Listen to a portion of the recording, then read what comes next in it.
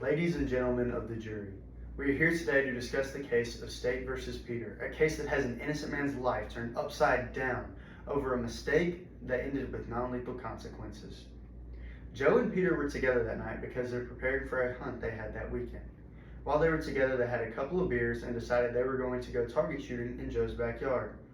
While they were setting up targets in Joe's backyard, Peter forgot to engage the safety on his rifle.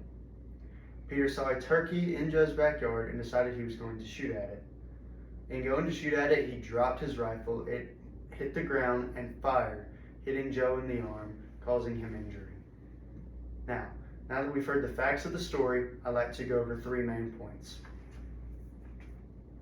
Firstly, Peter is a good person who made a bad decision, and the intentions that somebody has when they go into a situation do not always match the consequences of that situation. How many times have you gone up to a person and seen that they're in a bad mood and tried to cheer them up, but it only made things worse and you only made their day even worse?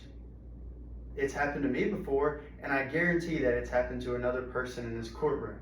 Does this mean that when you went up to that person, you had the intention of making their day worse? No, absolutely not. You had the intention of making their day better, but the consequences did not match up. Now, Peter's intentions that day were not great.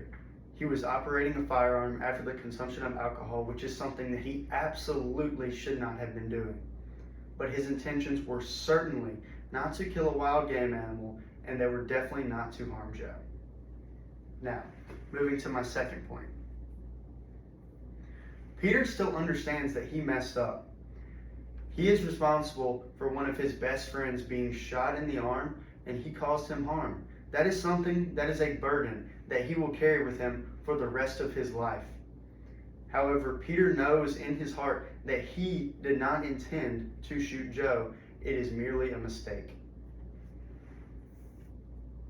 And lastly, how many people in this courtroom are hunters? You? I myself have hunted for years, and I absolutely know that you would never target shoot in the same place that you were looking to kill an animal.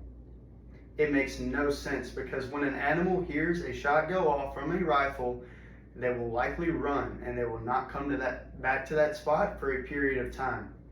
If Peter had the intention of killing an animal when he went to Joe's backyard, why would he be setting up to target shoot in that backyard? It makes absolutely no sense.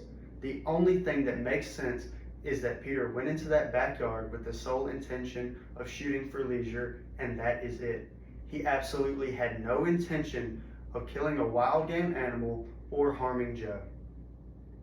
Now, ladies and gentlemen of the jury, today when you hear the facts of this case, I just ask that you keep an open mind and ultimately come to the conclusion that Peter is not responsible for assault while hunting and should be free of these charges.